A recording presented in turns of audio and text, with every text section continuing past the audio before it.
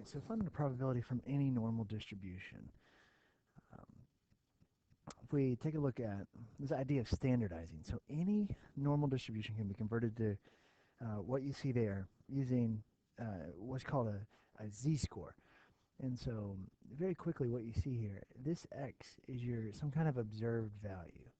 Um, and we'll see this play out in just a minute. So that's going to be some type of observed value. I'm sorry for the way this is playing out. Remember that mu, that's the population standard deviation, and then, or the population mean, excuse me, and then sigma was the population standard deviation. So we're going to use that information to create these z-scores. And what a z-score really tells us is it's telling us how far, how many standard deviations an observation is from the mean. So what it's going to do is basically allow us to take all these infinite number of normal distributions and turn them back into one standardized thing. So for example, NBA star Michael Jordan was 78 inches tall, and WNBA player Rebecca Lobo 76 inches tall. So yeah, Michael Jordan's taller, but typically men are taller in general anyway, right? So the mean height for men is 69 inches with a standard deviation of 2.8 versus women are typically only 63 inches tall with a standard deviation of 2.5. So now the idea is, well, really, since men and women have such a different mean and a different standard deviation, it might not really be fair to compare Rebecca Lobo to Michael Jordan just in an absolute term. Rather, when we look at this on a curve like this, all of a sudden, we realize, again, different means, different standard deviations. So maybe what we need to do is do that, some type of conversion to get us there. So first off, how the z-score works, right? So there was Michael Jordan's height, just over 3 standard deviations away.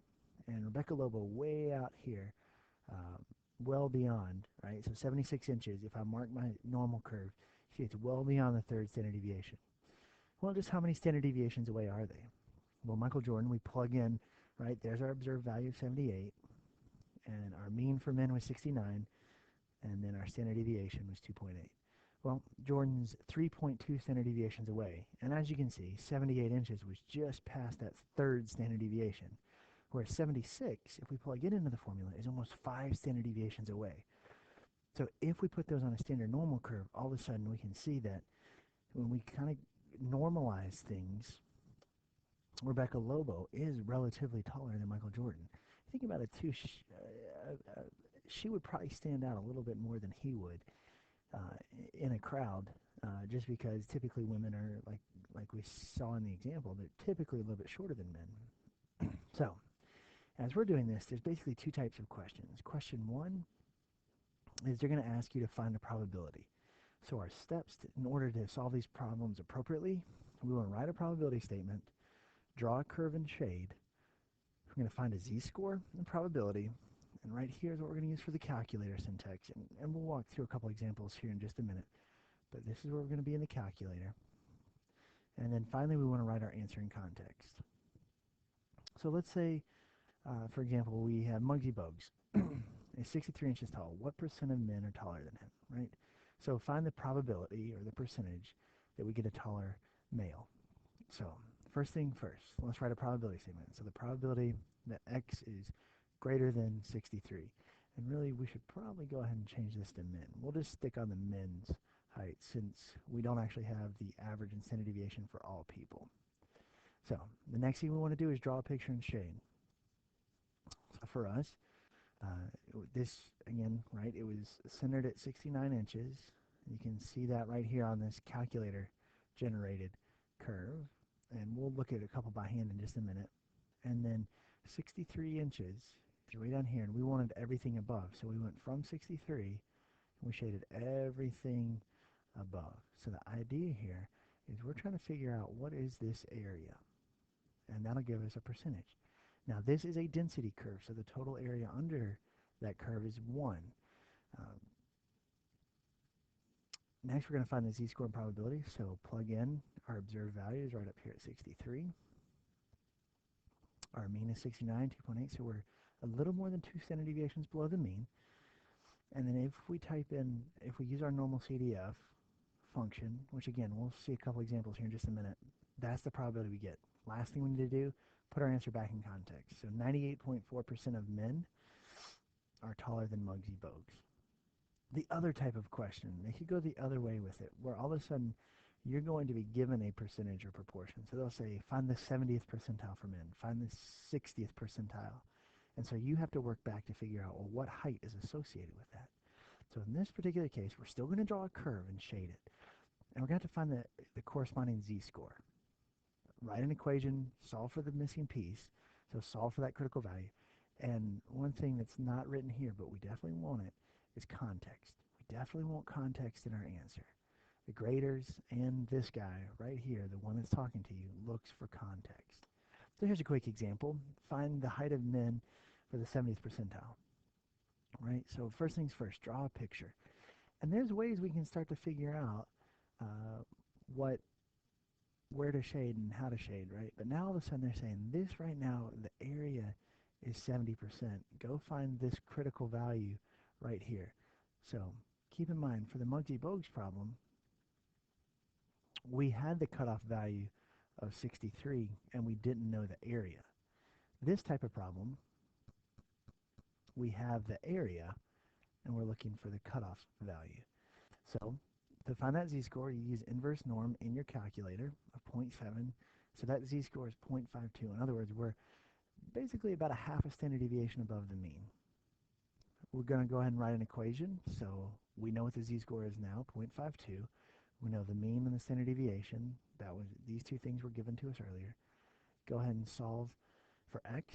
So 70.46, which again is slightly above the mean, right? So 70% of men. So we should be over 69 inches to get over half the men. And then so we go ahead and put our answer back in context. So the 70th percentile for men's heights is 70.468 inches. Keep in mind that inverse norm, when you're using this in your calculator, only shades left. So if we have to do a right side shading, we have to do 1 minus the area. So in other words, if we're looking for the heights of the tallest 60% of men, really, that's the same thing. If you're in the tallest 60% of men, you could also look at that as the 40th percentile. So you're going to have to use inverse norm of 0.4 instead of 0.6 in order to solve that. So we have to use that 40% in the calculator. So there's our inverse norm. So if we're to look at a couple quick examples, consider babies born in a normal range. Excuse me just a second, let me get that to pop up for us.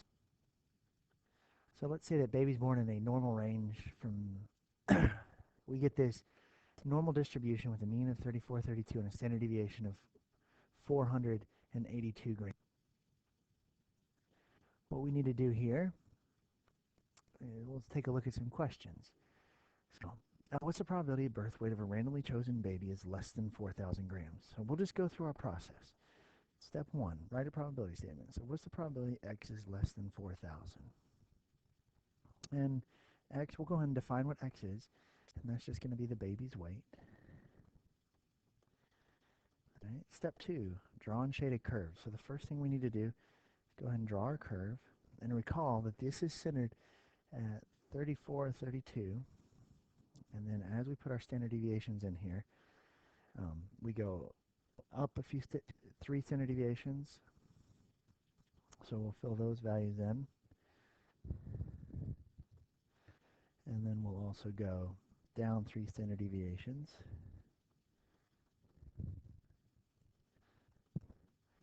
And so we need to go ahead and shade. So our critical value here is 4,000 grams. So 4,000 slightly above 1 standard deviation, and that less than right there tells us to go ahead and shade down.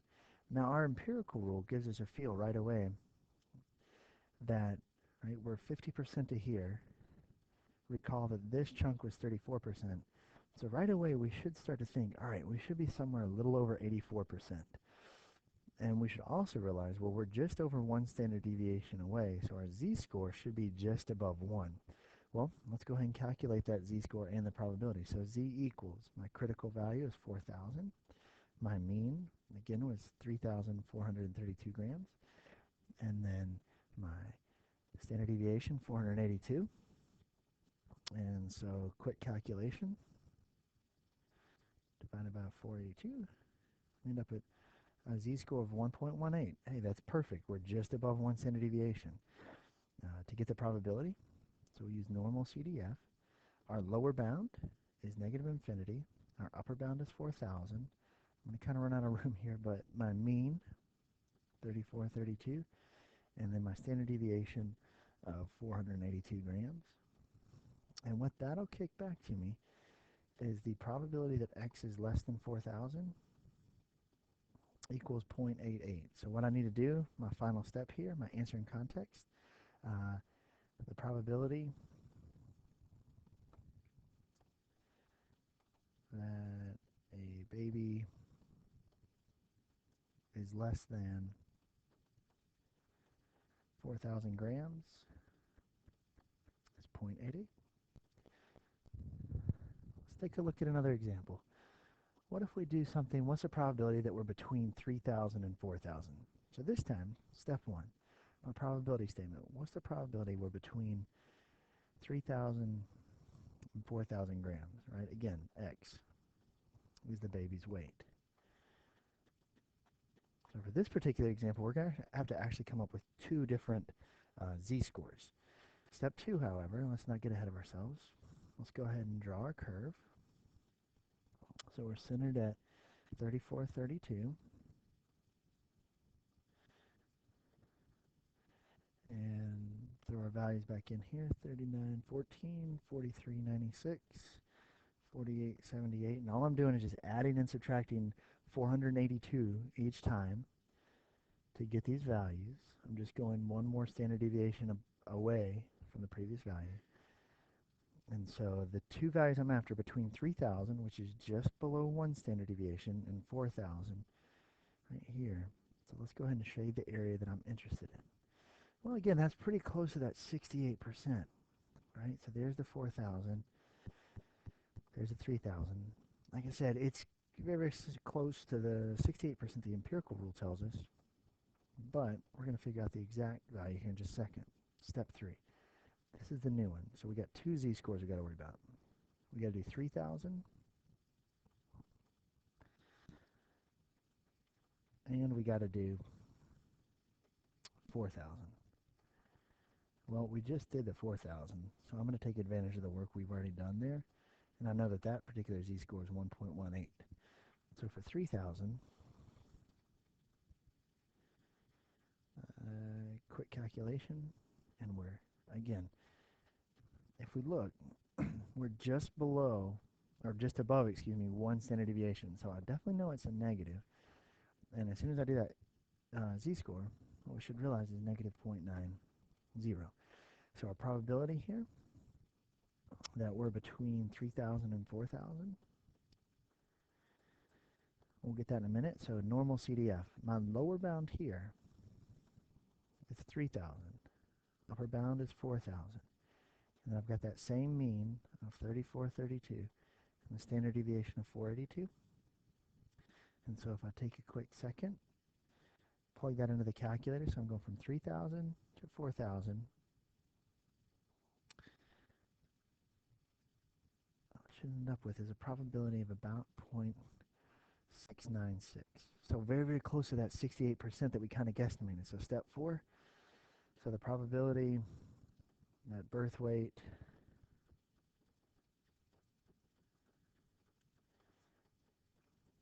is between 3,000, 4,000 grams is 0.696. And then just so we can see one with inverse norm, what weight would a baby need to be in the 25th percentile? So remember, these, now all of a sudden they gave you an area, and we want to go find the cutoff value.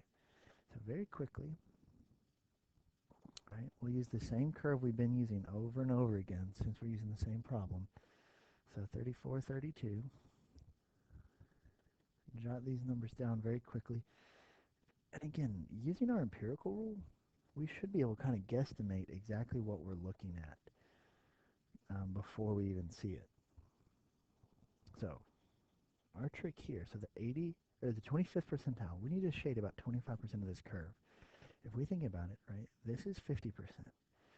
And if we go back here, this is 16%, right? It's 16% from there back.